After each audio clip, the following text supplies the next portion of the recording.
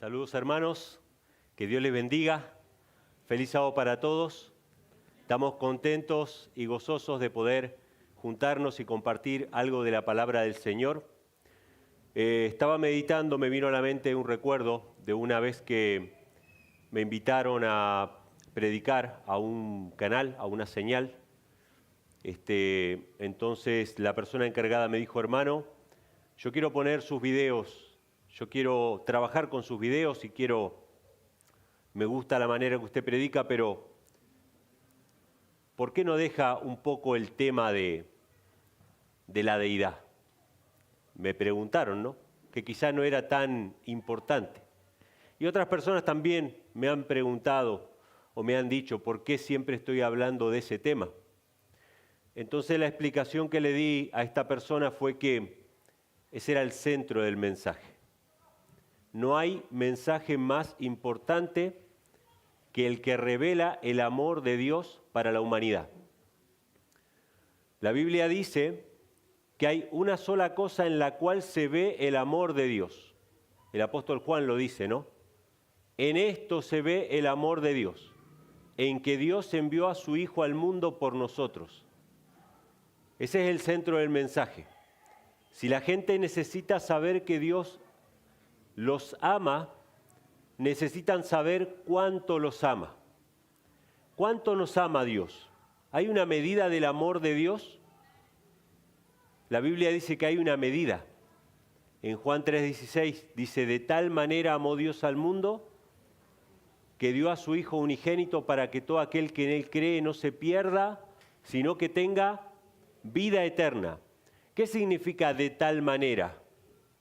De tal manera significa la medida, el tamaño del amor de Dios. ¿Cuál es el tamaño del amor de Dios? Dio a su Hijo unigénito. Es como cuando nos preguntan a nosotros, ¿no? Si queremos comprar algo, ¿no? ¿Cuánto lo queremos? ¿Cuánto lo apreciamos? De hecho, así es que se establecen los precios. Los precios en un mercado se establecen por cuánto están dispuestos a pagar las personas por tal producto. Cuando hay escasez de ese producto, ¿qué pasa con los precios? Suben. Cuando hay abundancia de ese producto, la gente no está dispuesta a pagar tanto y el precio baja, ¿sí? O sea que el precio que alguien está dispuesto a pagar es el deseo que ese tiene por ese objeto, por esa cosa. Dios nos amó tanto que estuvo dispuesto a dar, lo voy a decir en otras palabras, todo lo que tenía. Si Dios es una Trinidad, Cristo no era todo lo que Dios tenía. Cristo era uno más en una unión de tres personas. No bajó el Hijo unigénito de Dios. Ni era su Hijo, ni era su unigénito, ni era todo lo que tenía. Y el mensaje de la Biblia, de tapa a tapa, es: Dios es amor. Dios te ama. Los libros de Elena G. White suelen comenzar así, ¿no? Por ejemplo, El Camino a Cristo, ¿cómo empieza? Dios es amor. Está escrito en cada capullo de flor que se abre, etcétera, etcétera. ¿Cómo termina el conflicto de los siglos? Todos los seres celestiales, todos los redimidos, hasta el último átomo, declara al unísono en el universo que ¿qué? Que Dios es amor. Toda la Biblia nos habla de eso. Entonces, es importante este mensaje. Tenemos que predicarlo. Vaya que si tenemos que predicarlo, hermanos. Vaya que es necesario que hablemos cada vez que tenemos oportunidad de que Dios tiene un Hijo literalmente, que Jesús es literalmente el Hijo de Dios y que la Trinidad es un engaño de Satanás. Tenemos que predicarlo. Nunca nos avergoncemos acerca de eso. Muchas veces me escriben y me dicen: hermano, usted es monotemático. Bueno, si hubiera gente que estuviera hablando de este tema, uno estaría más tranquilo, como por ejemplo con respecto al sábado. ¿Tenemos que hablar del sábado? Sí, pero hay muchos que están hablando del sábado. La iglesia en general habla del sábado. ¿Quién habla acerca de la deidad? Nosotros, hermanos, tenemos que hablar acerca de la deidad.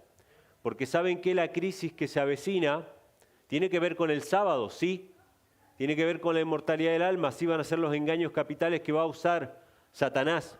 Pero yo les hago una pregunta, hermanos. ¿Acaso Satanás va a perseguir a aquellos que guarden el sábado en honor a un Dios falso? Pregunta interesante. No le estoy diciendo que yo sepa absolutamente la respuesta, pero hace poco me escribieron y me dijeron, hermano, usted dice que el sábado va a ser la piedra de toque en el tiempo final y que los van a perseguir por guardar el sábado. Y sin embargo los judíos guardan el sábado, los van a perseguir a los judíos también. Entonces yo le hice una contrapregunta, no como una respuesta absoluta, pero una contrapregunta para meditar. ¿Los judíos guardan el sábado por amor a Cristo? ¿Guardan el sábado por la fe en Jesucristo? ¿Qué dice Apocalipsis? Que van a perseguir a los que guarden los mandamientos de Dios y la fe de Jesús. Que de paso en todo el Apocalipsis aparecen las características de la iglesia como lo que tienen algo de Dios y de Jesús. Los mandamientos de Dios y de Jesús. ¿Sí? Y la Biblia presenta siempre claramente la deidad. Y hoy quiero compartir simplemente unas pocas citas que nos hablan acerca de un acto que es el acto que hace el creyente cuando se entrega a Dios, que tiene que ver con el bautismo verdadero.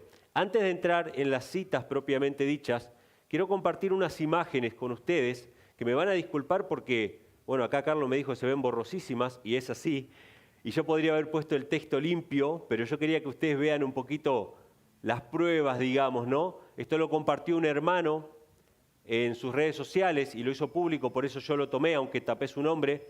Este hermano mostró su certificado de bautismo de la Iglesia Adventista del Séptimo Día del año 1995. 95. Es algo muy interesante, hermanos, para que aquellos que tienen dudas de si hay cambios o no hay cambios en la religión adventista.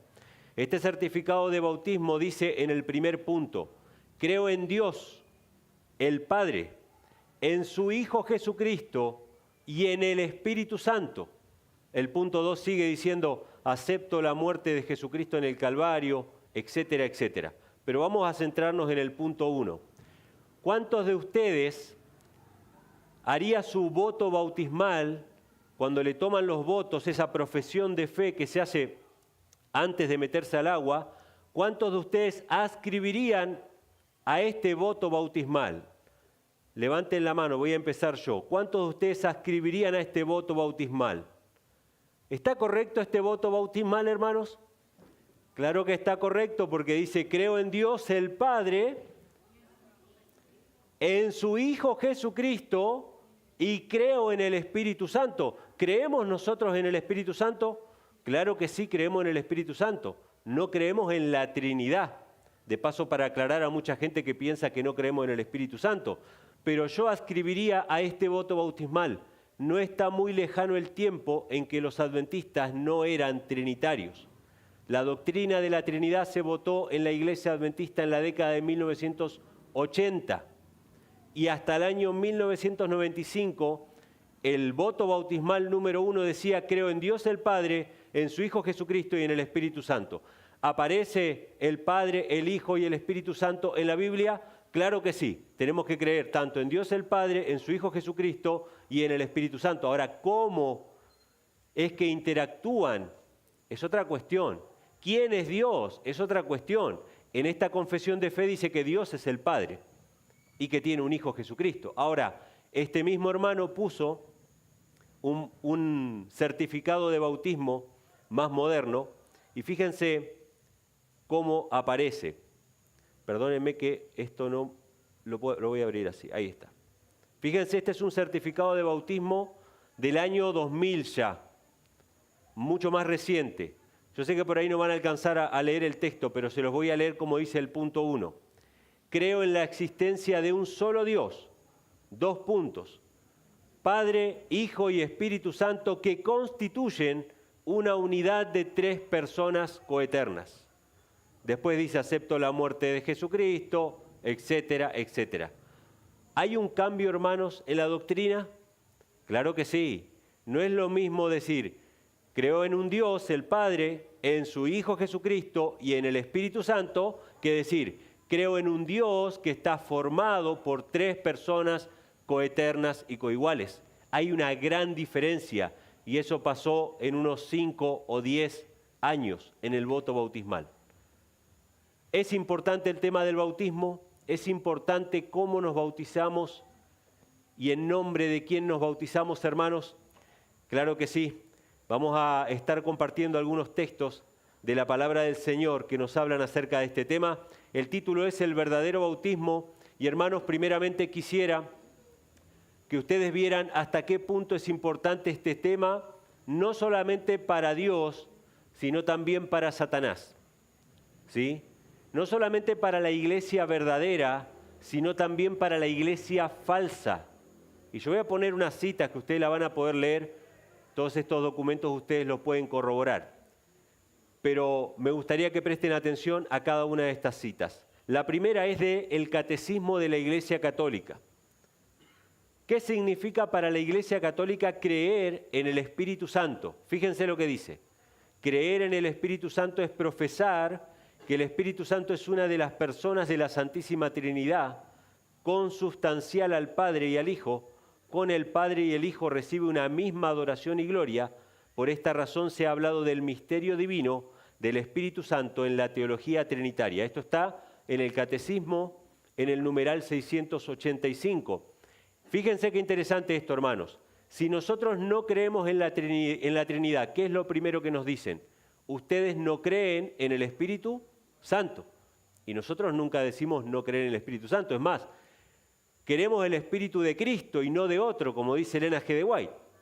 Queremos el Espíritu Santo que es Jesucristo, así dice la sierva. O sea que hablamos del Espíritu Santo y probablemente mucho más que los trinitarios. Pero para un trinitario no creer en la Trinidad equivale, es lo mismo que no creer en el Espíritu Santo. Y creer en el Espíritu Santo equivale a creer en la Trinidad. Y ahí usa algunas palabras el catecismo, como por ejemplo que son consubstanciales, ¿sí? Este es un tema interesante. Sería bueno que los adventistas no trinitarios estudien este tema, porque la Iglesia Adventista del Séptimo Día no tiene claro este punto, doctrinalmente. Porque la Iglesia Adventista utiliza citas del Espíritu de Profecía, donde Elena G. de White habla, por ejemplo, del Padre y el Hijo como que son uno, no en persona, sino en carácter, en mente y en propósito, pero la Iglesia Católica no cree así con las tres personas de la Trinidad. Cree que las tres personas forman un solo ser formado por tres personas. La Iglesia Adventista no cree de la misma manera. La Iglesia Adventista cree en tres seres divinos, con lo cual no está creyendo en la Trinidad Católica, está creyendo en tres dioses, que son uno en carácter, en propósito y en mente. Interesante, es un tema para estudiar. Pero seguimos avanzando. Esto lo dice el Manual para los Católicos y dice así: el misterio de la Trinidad es la doctrina central de la fe católica. Sobre ella dependen todas las demás enseñanzas de la Iglesia Católica. ¿Está interesada la Iglesia Católica en que los protestantes y la mayoría de los protestantes acepten la Trinidad? Claro que sí, porque para la Iglesia Católica la doctrina de la Trinidad es, dice, la doctrina central sobre la cual dependen todas las demás enseñanzas. Y ustedes, si se van a la historia, hermanos, no los voy a aburrir con la historia, pero después busquen en internet, hagan su investigación, busquen cuál fue el primer concilio ecuménico que hizo la Iglesia Católica. Se llamó el Concilio de Nicea. Ahí ya la Iglesia Católica tenía el poder del Estado a su favor. El emperador Constantino patrocinaba a la Iglesia Católica. ¿Y qué fue lo primero que empezaron a introducir en ese concilio y en otros posteriores? La doctrina de la Trinidad. Es la doctrina central, hermanos, de la fe católica. Ahora, fíjense lo que dice este artículo. Este es un artículo que en su momento encontré en internet, que habla acerca de la relación de la Iglesia Católica con las demás denominaciones protestantes, ¿sí? Con las demás iglesias evangélicas. Y fíjense lo que dice este artículo.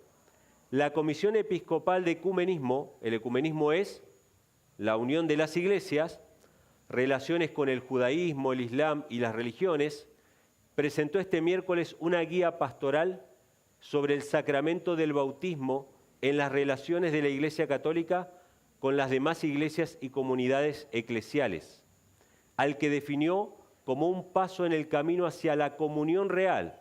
Fíjense que está marcado, la comunión real. ¿Qué quiere la Iglesia Católica? Ecumenismo. ¿Qué es el ecumenismo? Unir a todas las iglesias protestantes en una sola, juntamente con la Iglesia Católica. El ecumenismo es eso. Y dice que el tema del bautismo es importante en esta comunión real.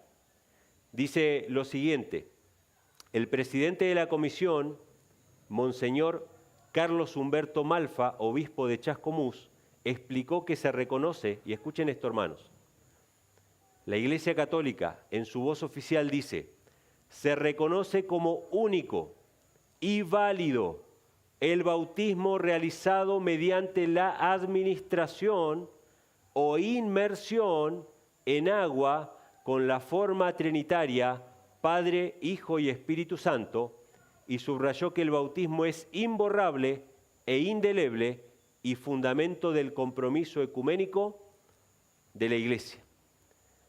Voy a pasar en criollo estas palabras que dice este artículo, para que lo entendamos bien. Para la Iglesia Católica, si usted se bautizó en el nombre del Padre, el Hijo y el Espíritu Santo, creyendo en una Trinidad, su bautismo es reconocido como válido para la Iglesia Católica. Y usted está en esa comunión real, según lo que dice la Iglesia Católica. Esto es muy interesante, hermanos, porque nosotros como adventistas, y muchos de nosotros, hemos sido bautizados en el nombre del Padre, el Hijo y el Espíritu Santo, creyendo en una Trinidad.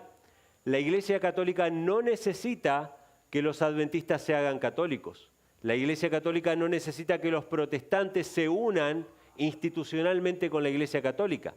Les basta con que acepten la doctrina fundamental de la Iglesia sobre la cual descansan todas las demás, la doctrina de la Trinidad, y que se bauticen con ese bautismo que dice que es imborrable e indeleble y que dice que es reconocido como válido y como único. Y fíjense qué interesante, porque dice que ya sea por administración o inmersión. ¿Qué significa administración o inmersión?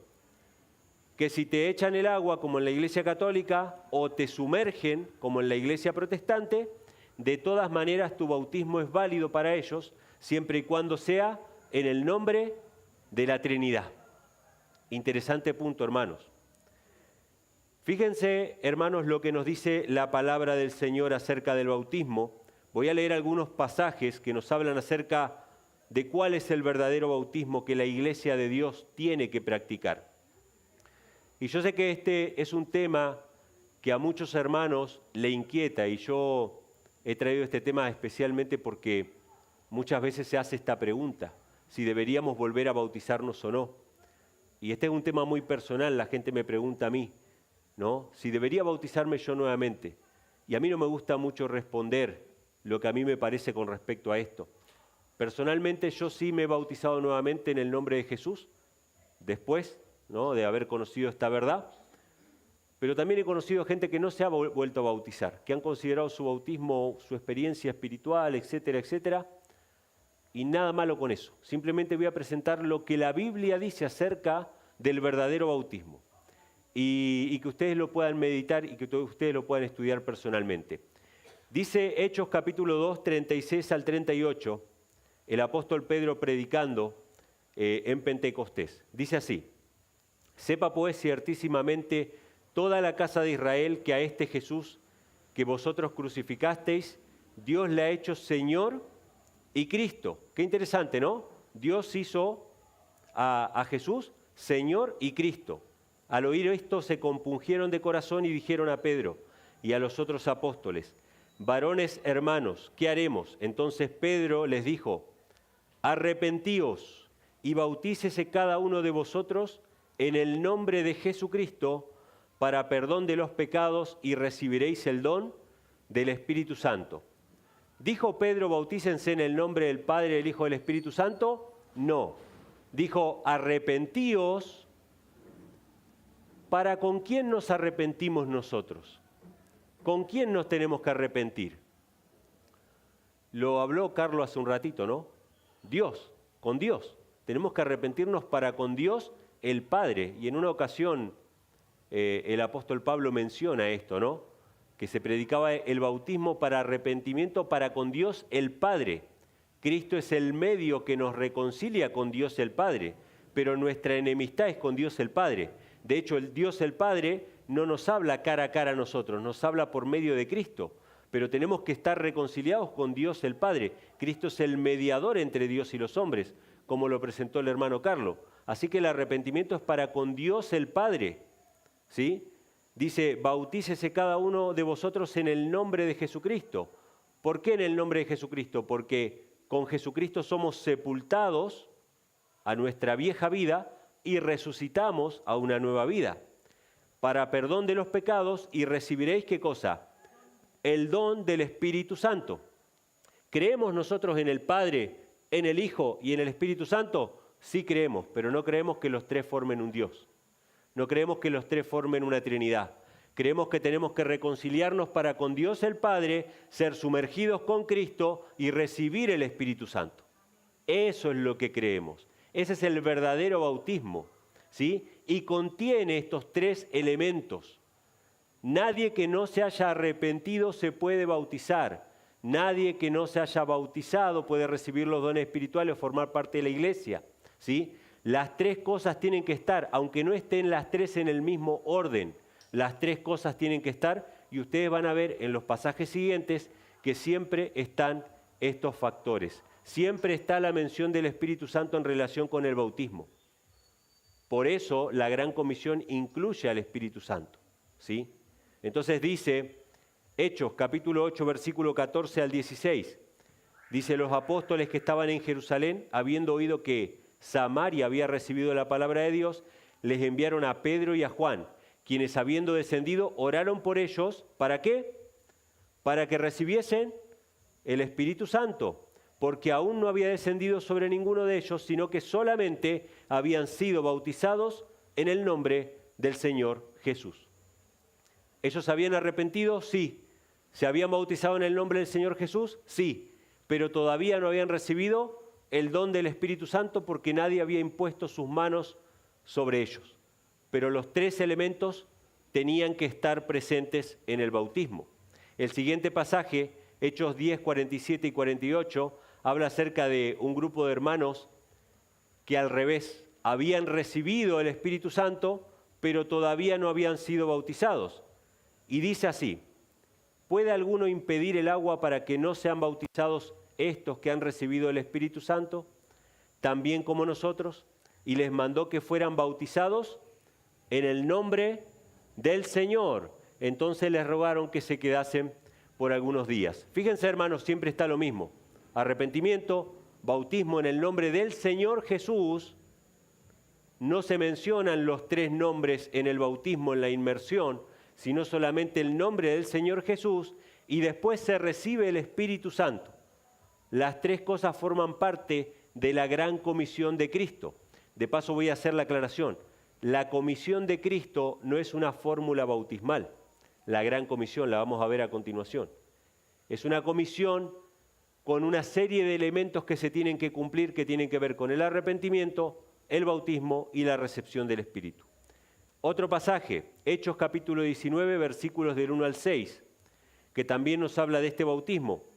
Y fíjense lo que dice.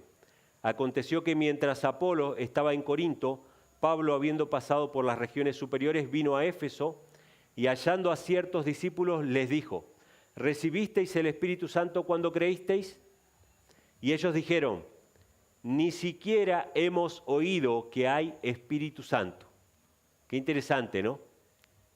Ellos habían recibido el Evangelio por parte de Juan el Bautista, pero no conocían que había un don espiritual inmediato al bautismo, ¿sí? Así que ellos dijeron, no sabíamos que había Espíritu Santo. Entonces les dijo, ¿en qué pues fuisteis bautizados? Y ellos dijeron, en el bautismo de Juan. Y Pablo les dijo, Juan bautizó con el bautismo de arrepentimiento. ¿Para con quién? Para con el Padre, diciendo al pueblo que creyese en aquel que vendría después de él, esto es, en Cristo Jesús. Y cuando oyeron esto fueron bautizados en el nombre del Señor Jesús. ¿Había alguna oportunidad mejor para bautizar en el nombre del Padre, el Hijo y el Espíritu Santo que esta en la cual ellos no conocían que había Espíritu Santo? No había una oportunidad mejor.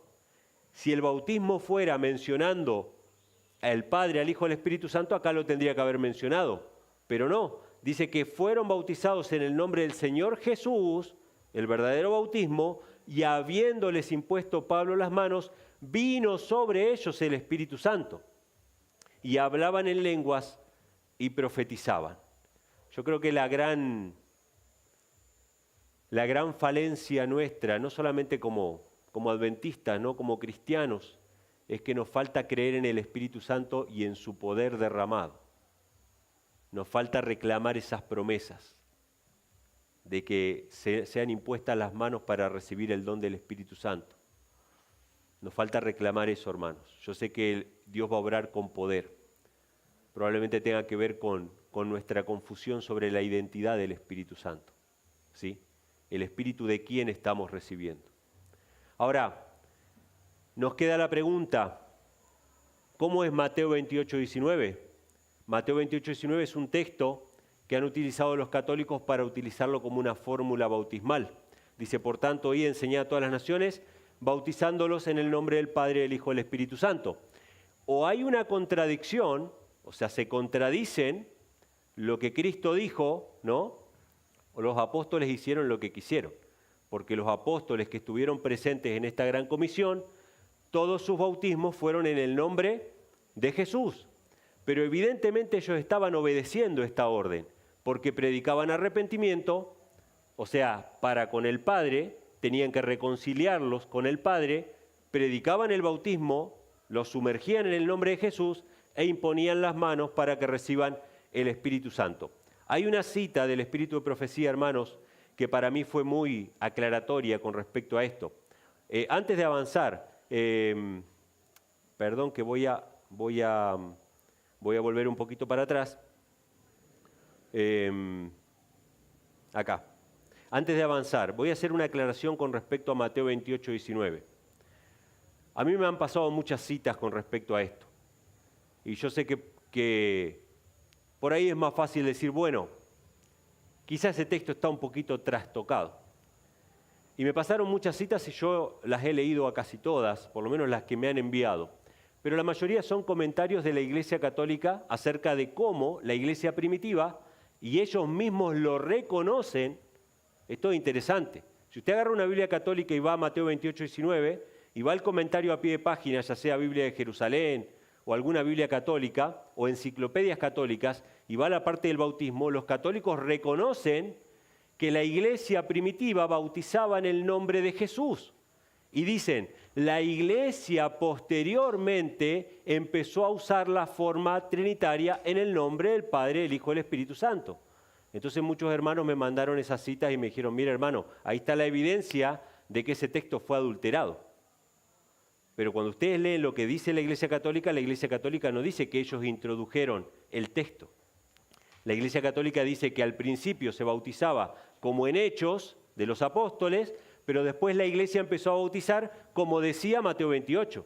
Pero ellos no están diciendo que ellos añadieron el texto. Ahora, ¿cuál es el gran problema con la añadidura del texto? Si el texto fue añadido, si el texto fue adulterado, tenemos un problema con, no un libro, por lo menos 4 o 5 libros y hasta un capítulo entero del Espíritu de Profecía que menciona este pasaje. Lo que pasa es que Elena G. White explica este pasaje. Y ella explica de que este pasaje no es el bautismo de la Trinidad. Ella explica que este pasaje es una gran comisión. De hecho, en Hechos de los Apóstoles, el libro Hechos de los Apóstoles de Elena G. White, hay un capítulo entero que se llama así, la gran comisión. No es una fórmula bautismal, es una comisión. Ahora, voy a mostrarles una de las citas que para mí fue la más aclaratoria con respecto a esto, de por qué Mateo 28, 19 no es un texto trinitario. Y de la misma manera que nosotros ascribiríamos al voto bautismal del año 1995 de la Iglesia Adventista que decía, creo en un Dios, creo en su Hijo Jesucristo y creo en el Espíritu Santo, también podemos ascribir a este pasaje, porque les cuento que no es el único pasaje que menciona a los tres. después lo buscan si quieren, 2 Corintios 13, 14. ¿Sí? El amor de Dios, la gracia del Señor Jesucristo y la comunión del Espíritu Santo sea con todos vosotros. Amén. ¿Será que ese también está añadido? Y así empezamos, hermano. Es un tema interesante, pero les voy a mostrar la cita que para mí fue muy aclaratoria con respecto a Mateo 28, 19 y por qué no interfiere con el verdadero bautismo bíblico en el nombre de Jesús. La sierva del Señor cita en Hechos de los Apóstoles, página 228, párrafo 4, es el mismo incidente que leímos en Hechos de los Apóstoles acerca de los discípulos de Juan que no conocían sobre el Espíritu Santo. Y dice así: al llegar a Éfeso, Pablo encontró 12 hermanos que como Apolos habían sido discípulos de Juan el Bautista y como él habían adquirido cierto conocimiento de la misión de Cristo. ¿Tenían todo el conocimiento? No, cierto conocimiento. Y esto es muy importante, hermanos, porque mucha gente se replantea si el rebautismo es bíblico. El rebautismo es bíblico. Acá tenemos un ejemplo claro de personas que fueron bautizadas por el mismísimo Juan el Bautista, pero por tener cierto conocimiento y no todo el conocimiento. Cuando recibieron el conocimiento completo acerca de quién era Cristo, de que había un Espíritu Santo que ellos no sabían, ¿qué pasó? Se volvieron a bautizar. El rebautismo, hermanos, no es un invento, es bíblico. ¿Sí? No es un rebautismo por cualquier cosa, no es un rebautismo, porque conocí una nueva verdad. No, no es por cualquier cosa. Es por conocer a Dios, ¿sí? Es por lo que nosotros conocemos acerca de Dios. Dice que tenían cierto conocimiento de la misión de Cristo, no tenían la capacidad de Apolos, pero con la misma sinceridad y fe estaban tratando de extender el conocimiento que habían recibido. Estos hermanos no sabían nada de la misión del Espíritu Santo. Hermanos, nosotros, lejos de no hablar del Espíritu Santo, deberíamos ser expertos en el Espíritu Santo y hablar acerca de su misión, hablar acerca de qué manera la Biblia dice que intercede por nosotros con gemidos indecibles. Tendríamos que ser expertos en hablar acerca de esto. Nunca debieran decir de nosotros que no creemos en el Espíritu Santo, deberíamos hablar, porque Elena G. White hablaba muchísimo acerca del Espíritu Santo, en su verdadero contexto, pero hablaba. Dice, cuando Pablo les preguntó si habían recibido el Espíritu Santo, contestaron, ni aún hemos oído si hay Espíritu Santo. ¿En qué pues sois bautizados?, preguntó Pablo, y ellos dijeron, en el bautismo de Juan. Entonces, y escuchen esto, hermanos, el apóstol les expuso las grandes verdades que constituyen el fundamento de la esperanza del cristiano. ¿Qué hizo antes de bautizarlos? Los adoctrinó, les enseñó, les habló acerca del arrepentimiento, les habló acerca de la muerte de Cristo, les habló acerca de los dones espirituales de la iglesia, les habló de lo que ellos necesitaban saber para bautizarse. Este es un tema importante, hermanos. Las personas que se bautizan tienen que conocer el mensaje. No es que tienen que conocer todos los misterios de la Biblia, pero tienen que conocer los puntos esenciales que tienen que ver con la salvación y la santidad. ¿Sí? Los puntos esenciales tienen que ser conocidos. ¿Sí? Entonces dice que les habló de la vida de Cristo en esta tierra, de su cruel muerte de ignominia. Les dijo cómo el Señor de la vida había roto las barreras de la tumba y se había levantado triunfante de la muerte. Repitió la comisión del Salvador a sus discípulos. Fíjense, toda potestad me es dada en el cielo y en la tierra, por tanto id, adoctrinad a todos los gentiles, bautizándolos en el nombre del Padre, del Hijo y del Espíritu Santo. Mateo 28, 18 y 19. Les habló también de la promesa de Cristo de enviar el Consolador y describió cuán gloriosamente esta promesa se había cumplido en el día de Pentecostés. ¿Estaba la comisión de Cristo dentro de la escena del bautismo? Estaba, pero antes de la inmersión, como parte del conocimiento que ellos tenían que recibir antes de ser bautizados. Estaba como parte del conocimiento que ellos necesitaban antes de entrar a las aguas. Pablo les habló de la comisión de Mateo 28, 19, pero no los bautizó con la comisión de Mateo 28, 19. porque no es una fórmula bautismal, ¿sí? Dice, con profundo interés y agradecido y maravillado gozo, los hermanos escucharon las palabras de Pablo. Por la fe aceptaron la maravillosa verdad del sacrificio expiatorio de Cristo y le recibieron como su Redentor. Fueron bautizados entonces en el nombre de Jesús. Y habiéndoles impuesto Pablo las manos, recibieron también el bautismo del Espíritu Santo, por el cual fueron capacitados para hablar los idiomas de otras naciones y profetizar. Qué interesante, hermanos. La comisión de Mateo 28 y el bautismo de el bautismo de Hechos, conviven en esta escena. No se contradicen. No es que uno sobra, si aceptamos uno rechazamos el otro. Porque ¿qué hace la Iglesia Adventista? La Iglesia Adventista y la mayoría de las iglesias trinitarias acepta la comisión de Mateo 28 y rechaza todos los bautismos de Hechos. Y dice, no, esos bautismos eran así porque todavía no había cierto conocimiento. Mentira. Esos son todos los bautismos de la Biblia. Todos fueron hechos en el nombre de Jesús. La Iglesia Adventista toma Mateo 28 y rechaza los bautismos de Hechos. No caigamos nosotros, hermanos, en el mismo error de tomar los bautismos de Hechos y ponerlo contra Mateo 28. No está contra Mateo 28. Las dos cosas conviven en el mismo lugar. Ahora, ¿qué hizo la Iglesia Católica? Tomó la comisión de Mateo 28 y la puso como una fórmula bautismal. El que se bautiza se tiene que bautizar mencionando en el nombre del Padre, del Hijo y del Espíritu Santo, ¿sí? Creyendo en la Trinidad.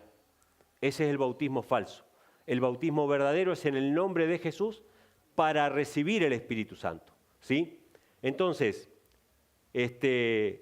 una cita más del Espíritu de Profecía que nos habla acerca de Mateo 28, 19. A mí me encanta esta cita cuando los hermanos trinitarios nos preguntan sobre esto y nos dicen ¿cómo entiende Mateo 28, 19? Es más, nos preguntan cosas más difíciles de responder. Nos preguntan ¿cómo entiende usted el trío celestial? ¿Cómo entiende usted los tres grandes poderes que obran para la salvación de la humanidad? ¿Cómo entiende usted a esas tres personas? ¿Sí? Porque Elena G. White tiene citas muy complejas para aquellos que hemos aceptado esta verdad. Trío celestial, tercera persona de la divinidad, tres grandes poderes, etcétera, etcétera. ¿Cómo entendemos nosotros? A mí me encanta esta cita, porque esta cita explica todo. En esta cita está todo. Cómo Elena G. White creía en el Padre, en el Hijo y en el Espíritu Santo. Ella cita en Review and Herald del año 1897, cita Mateo 28, 19, ¿sí? Pero lo cita con unos paréntesis, con unos corchetes, dando su interpretación de lo que lee en el pasaje, o por lo menos su visión basada en las Escrituras, ¿no? Dice, Cristo dio a sus seguidores una promesa positiva, que después de su ascensión les enviaría, ¿qué cosa? Su Espíritu, su Espíritu. El Espíritu Santo es el Espíritu de Cristo. Id pues, dijo, y enseñad a todas las naciones, bautizándolas en el nombre del Padre, paréntesis de Elena G. White, un Dios personal, y del Hijo, paréntesis, un príncipe y salvador personal, y del Espíritu Santo, enviado desde el cielo para representar a Cristo, enseñándoles a guardar todo lo que os he mandado, y he aquí que yo estoy con vosotros todos los días hasta el fin del mundo. A mí me gusta mucho Mateo 28, 19 porque sí menciona al Padre, al Hijo y al Espíritu Santo, pero inmediatamente dice quién es el Espíritu Santo. He aquí, yo estoy con vosotros todos los días hasta el fin del mundo. El mismo pasaje lo explica, hermanos. Y un pasaje anterior a Mateo 28 dice, toda potestad me es dada en el cielo y en la tierra. Destruye la Trinidad ese pasaje. ¿Cómo va a ser que el Padre le va a dar al Hijo toda potestad si el Hijo ya tiene potestad? No, evidentemente toda potestad le fue dada. ¿Por quién? Por alguien mayor que Él, por el Padre. Y después dice, yo estoy con vosotros todos los días hasta el fin del mundo. ¿Podemos tomar un pasaje y hacer una doctrina de ese pasaje? Claro que sí. La Iglesia Católica tomó Mateo 28, 19 e hizo una doctrina de ese pasaje. Pero nosotros no tenemos que temer si es que ponemos texto sobre texto y renglón sobre renglón. Entonces acá Elena G. de White dice que el Padre es Dios. ¿Dice que los tres forman un solo Dios? No, solamente el Padre es Dios. Dice que Jesús es el Hijo de Dios, un príncipe y salvador personal, y el Espíritu Santo es enviado del cielo para representar a Cristo. Fíjense lo que dice Hechos, capítulos 22, versículo 16. Esto se lo dicen al apóstol Pablo después de haber aceptado el Evangelio, después de haber aceptado la verdad. Él se reencontró personalmente con Cristo cara a cara. Cristo le mandó a predicar y otro discípulo de Cristo le dice así, ¿no? Ahora pues, ¿por qué te detienes? Levántate y sé bautizado y lava tus pecados, invocando el nombre del Señor. ¿Cómo es el verdadero bautismo? En el nombre de Jesucristo, hermanos.